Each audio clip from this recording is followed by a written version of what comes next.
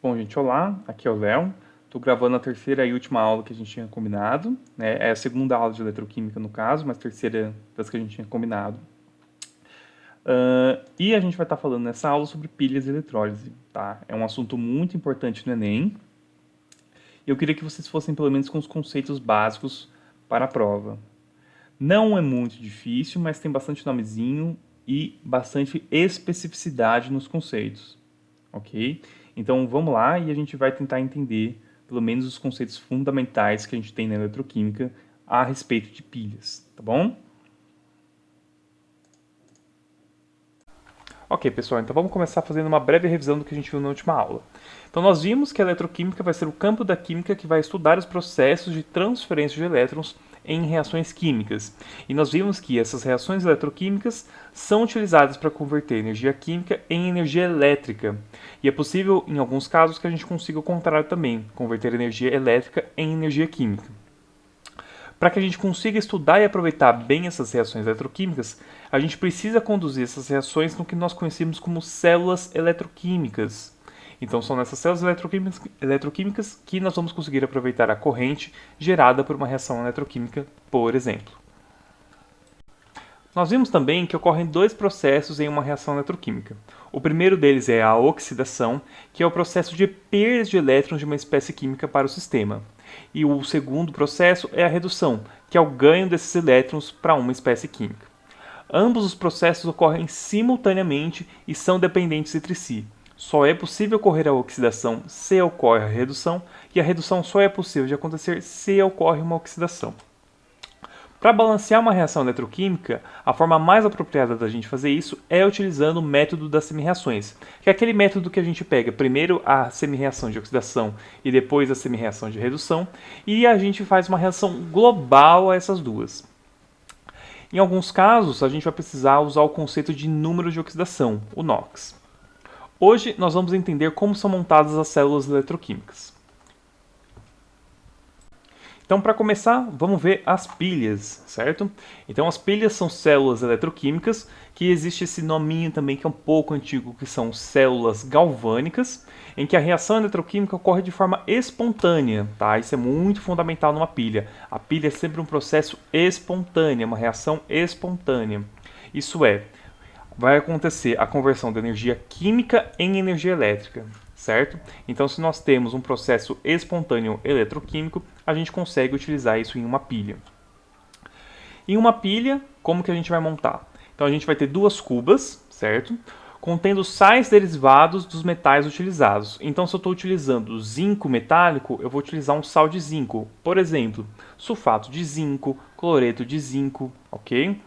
E eu vou colocar uma chapa metálica do metal que eu estou utilizando ali também. Tá? A gente dá um nominho bonitinho para essa chapa metálica que é eletrodo, certo?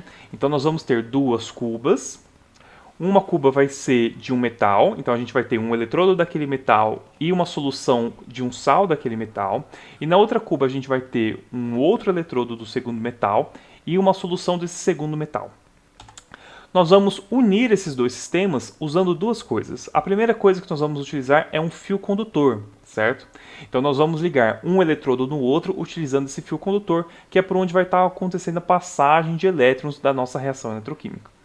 E nós vamos unir as soluções através de uma coisa que se chama ponte salina, que vai fazer o equilíbrio das cargas conforme for acontecendo a reação eletroquímica, ok? Um pouco abstrato, mas quando a gente vê o próximo slide que contém uma demonstração de como é montada uma pilha, fica um pouquinho mais claro. Então vamos lá. A pilha mais clássica que nós temos, provavelmente a pilha de Daniel, ok? E é o exemplo que nós vamos utilizar aqui. Então aqui nós temos um exemplo de um sistema que é uma pilha, ok? Para a reação entre o zinco metálico e o cobre cátion 2+, que é a reação que nós estudamos bastante na última aula, certo? Então a reação global que nós temos é essa aqui. Zinco na forma metálica com cobre na forma catiônica 2+, indo a zinco cátion 2+, mais cobre metálico, certo? Então é esse processo que nós estamos estudando aqui. Então vamos identificar o que nós temos aqui. Então nós temos uma solução aqui de um sal de zinco, aqui não é especificado qual que é esse sal de zinco, mas poderia ser cloreto de zinco, sulfato de zinco, nitrato de zinco. E aqui do outro lado, a gente vai ter uma solução então de cloreto de cobre, tá? Para cobre, geralmente a gente usa sulfato de cobre, certo? E aí a gente tem os nossos eletrodos. Então aqui a gente tem uma chapa de zinco e aqui a gente tem uma chapa de cobre, beleza? Temos o nosso fio condutor, que é esse fiozinho preto aqui, certo? Então nós temos nosso fluxo de elétrons aqui, indo de um ponto ao outro, certo? Então o nosso fluxo de elétrons ele sempre vai ir para o sentido da redução numa pilha, ok? Então nós temos os elétrons saindo da oxidação, certo? Porque a gente precisa liberar esses elétrons do zinco metálico. E esses elétrons são conduzidos pelo nosso fio condutor até o local onde vai ocorrer a redução, que é na outra cuba. Nós temos aqui nossa ponte salina, tá? Geralmente a gente tampa aqui com algodão e faz uma solução salina aqui, por exemplo, de cloreto de potássio. Então, conforme vai sendo consumido essa chapa metálica aqui, liberando o zinco na forma 2+, nós vamos ter um excesso de cátions desse lado. Então, a ponte salina, ela equilibra as cargas colocando ânions aqui nesse lado que vai ter uma maior densidade de cátions por conta da oxidação. No outro lado, nós vamos ter um aumento das cargas negativas, certo? Porque nós vamos consumir os cátions aqui e nós vamos depositar em cima do nosso eletrodo. Então nós precisamos compensar essa perda de cargas positivas trazendo os cátions do nosso sal da ponte salina. Então essa é a principal função que nós temos, certo? Então nós temos aqui nossos eletrodos, certo? O anodo, nesse caso, que é onde vai ocorrer a oxidação do zinco, certo? Ele vai ser consumido conforme a reação for acontecendo. Por que ele vai sendo consumido? Porque o zinco metálico vai sendo convertido em zinco catiônico, certo? Então o zinco metálico ele é insolúvel, porém o zinco na forma de cátion ele é bastante solúvel. Então a gente percebe conforme vai passando o tempo da reação que esse eletrodo ele vai sendo consumido. Por outro lado, na redução, certo? Nós percebemos que o tamanho desse eletrodo vai aumentando com o tempo, certo? Porque o cobre 2+, ele é muito solúvel, enquanto o cobre da forma metálica ele é insolúvel, certo? Então ele vai se depositando aqui em cima do nosso eletrodo. Existem esses nominhos que são bastante importantes para a gente, que é anodo e catodo, mas existe uma regrinha bastante conveniente que a gente usa para, digamos assim, decorar onde vai acontecer o que, certo? Então, no eletrodo em que ocorre a oxidação, tá? A gente vai chamar de anodo, isso é sempre, ok? E a gente vai utilizar uma regrinha que a gente chama regrinha da vogal, certo? Então, na oxidação, começa com uma vogal, vai acontecer a oxidação, a oxidação vai acontecer onde temos o anodo, então a regrinha da vogal, O com A. Do outro lado, nós vamos ter a regrinha da consoante, certo? Então, no eletrodo em que ocorre a redução, nós chamaremos de catodo ou de cátodo, tá? São duas possibilidades que a gente tem para chamar isso aqui. Então, R com C. Então, essa é uma forma bastante conveniente que a gente usa para meio que tentar decorar onde que acontece o quê, tá bom? Então, a oxidação é sempre no anodo e a redução é sempre no catodo. Importante. Uma coisa muito importante em uma pilha é saber qual que é o polo positivo e qual que é o polo negativo, certo? Então, a gente vai decorar o lado positivo e o lado negativo? Não, porque quando nós formos para a eletrólise, que é o processo não espontâneo, esses polos se invertem. Então, o que é que eu sugiro? Lembrem que na pilha, certo, nós temos esse fluxo de elétrons. E os elétrons são cargas negativas. Então, eles vão sempre fluir no sentido de uma carga positiva, porque é onde eles vão ter alguma atração eletrostática, certo? Então, como eles estão fluindo para o catodo, então significa que essa região que nós temos o catodo é o lado positivo da pilha. E, por consequência, o outro lado é o lado negativo da pilha. Ok? Bom, então uma pergunta importante que nós podemos fazer na pilha é por que o zinco oxida e por que o cobre reduz, certo? Então a gente explica isso a partir da reatividade desses metais, certo? Então o processo de oxidação e de redução em metais ocorre com maior ou menor espontaneidade dependendo do metal em estudo, certo? Então com o tempo, os químicos eles precisaram desenvolver uma forma de categorizar qual metal é mais reativo, em termos dele promover a redução ou oxidação, do que o outro metal que ele está estudando. Então, o que foi feito? Em um dos polos da pilha, certo? Em uma das cubas da pilha, foi montado um sistema para hidrogênio, certo? E no outro era comparado um dos metais. Então, cada um dos metais da tabela periódica foi estudado ali comparado com o hidrogênio, certo? Pelo menos os metais que se conhecia ou os metais que são mais práticos de se utilizar. Então, por conta disso, o hidrogênio se tornou uma referência para os processos de redução e oxidação, tá bom? Então é diferente do que acontecia na termoquímica, que nós avaliávamos a entalpia dos produtos com a entalpia dos reagentes. Aqui nós vamos estar comparando o potencial de redução de um metal com o hidrogênio. E aí, quando nós comparamos esses dois valores de referência entre dois metais, nós conseguimos identificar qual metal vai reduzir e qual metal vai oxidar, certo? Então, utilizando essa estratégia de comparar com hidrogênio, criou-se uma tabela de uma coisa que nós chamamos potenciais padrão de redução, que é esse E0R, R de redução, 0 de padrão, certo? Então, potencial padrão de redução dos mais diversos metais que nós temos na tabela periódica. E como a gente utilizou o hidrogênio como referência, o seu potencial padrão de redução vai ser 0, porque ele é referência, ok? E aí, depois de anos e anos e anos de estudo, nós chegamos nessa tabela aí, certo? Então, nós temos aqui diversos metais que nós temos da tabela periódica. Aqui está o hidrogênio, o hidrogênio tem potencial de redução 0, e diversos aqui metais que nós temos na tabela periódica, certo? Observe o seguinte, que nós temos, claro, nessa tabela periódica, os metais que nós usamos na pilha de Daniell, né? Então, nós temos aqui o hidrogênio de referência, o zinco e o cobre, certo? Então, vamos destacar eles aqui para a gente conseguir olhar um pouquinho melhor o que está acontecendo. Então, esse equilíbrio eletroquímico aqui do zinco indo a zinco 2+, mais 2 elétrons, tem um potencial padrão de redução menos 0,76.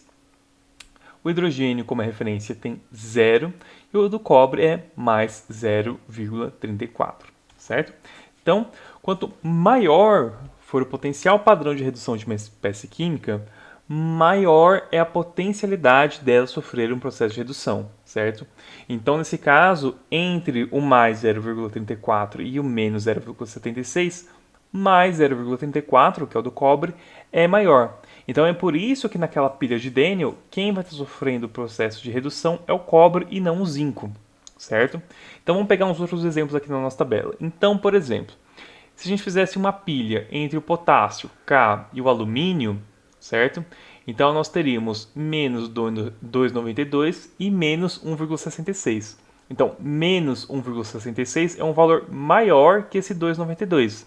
Então, nessa pilha, quem reduziria seria o alumínio e quem sofreria oxidação seria o potássio. Tudo bem? É essa forma que a gente encontra, a partir dos potenciais de redução, quem oxida e quem reduz numa pilha eletroquímica. Então, nós confirmamos experimentalmente quem oxida e quem reduz, e nós confirmamos pelos parâmetros físico-químicos quem oxida e quem reduz. Nós vimos que os dois, claro, têm que bater, certo? Então, destaco novamente. Em uma pilha, vai sofrer redução o metal que possui o maior potencial padrão de redução entre os dois metais, ok? Agora que nós sabemos que existe uma coisa chamada potencial padrão de redução, nós podemos calcular o potencial padrão de uma pilha. Então, no caso da pilha de Daniell, nós confirmamos que, a partir dos parâmetros eletroquímicos, de fato, o cobre sofre uma redução e o zinco sofre uma oxidação. A eficiência de uma pilha é medida em volts, que é equivalente à corrente gerada pela reação eletroquímica no nosso fio condutor. E a gente pode calcular esse valor em volts utilizando a seguinte expressão. Então, a variação do potencial da célula vai ser o potencial padrão de redução que ocorre no cátodo menos o potencial padrão de redução que ocorre no anodo, certo?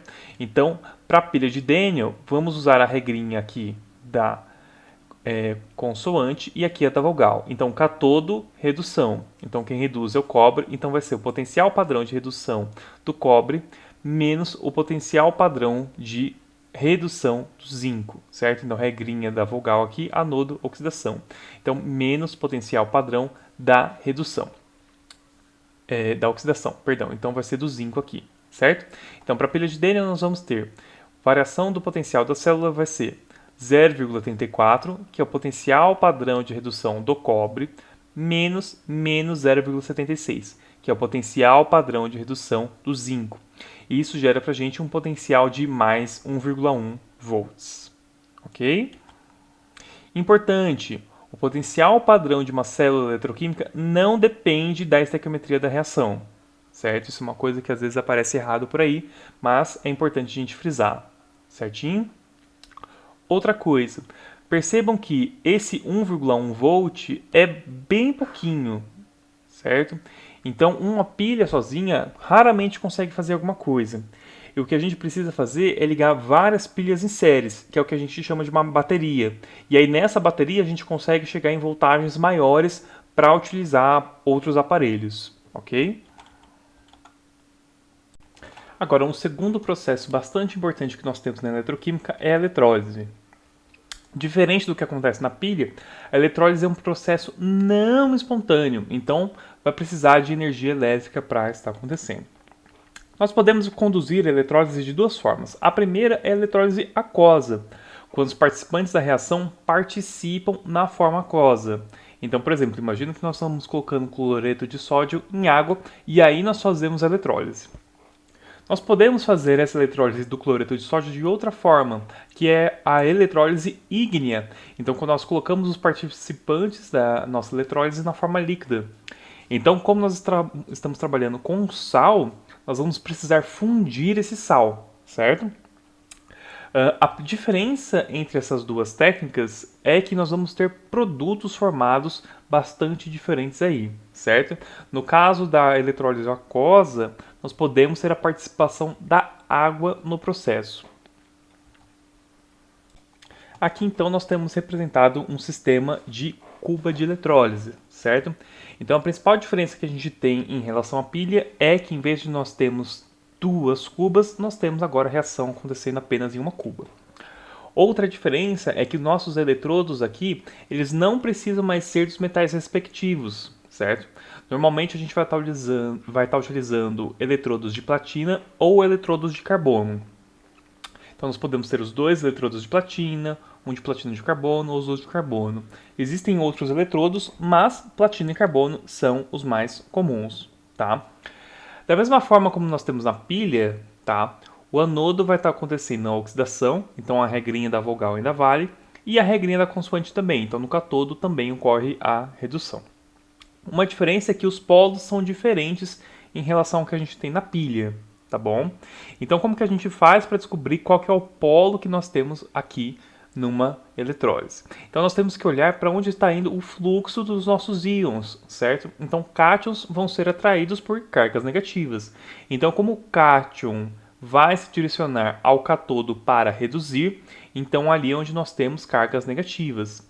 Os ânions, por outro lado, eles vão ir para o anodo, certo? Então como eles são cargas negativas, eles vão ser atraídos por uma região positiva, tá bom? Então nós temos aqui a região positiva da nossa pilha, certo? Então ela é invertida referente ao que nós temos numa pilha. Então procurem pensar da seguinte forma: na pilha nós vamos olhar para o fluxo de elétrons e na eletrólise nós vamos olhar para o fluxo dos íons da nossa reação química, certo? Então, lembrando, polo positivo vai atrair ânions e polo negativo vai atrair cátions, beleza? Bom, pessoal, então o que tem de fundamental é isso, tá bom? O resto é um pouquinho mais de aplicação e tudo mais, mas isso eu vou deixar alguns outros links para vocês assistirem, tá bom? Eu acho que outros canais, outros professores vão conseguir produzir um material melhor do que eu nesse aspecto, então eu vou deixar indicado para vocês algumas aulas sobre eletrólise do professor Igor, tá? Então ele fez uma sequência de 3 aulas. A primeira aula é bem parecida com o que a gente falou sobre eletrólise já, não muda muita coisa, ele só vai com um pouquinho mais de calma e um pouquinho mais de detalhes. A aula 2, se eu não me engano, é sobre eletrólise ígnea e a aula 2 é sobre eletrólise aquosa. Então ele vai mostrar, nos dois casos, o que acontece quando a gente faz eletrólise do cloreto de sódio, tá bom? Então eu recomendo que vocês assistam as aulas porque são bem montadinhas e bem explicadinhas. Não são muito longas, tá? Então a aula 2 e a aula 3 tem mais ou menos 6 minutos cada uma. Belezinha? Então é isso, pessoal. Muito obrigado e até mais ver.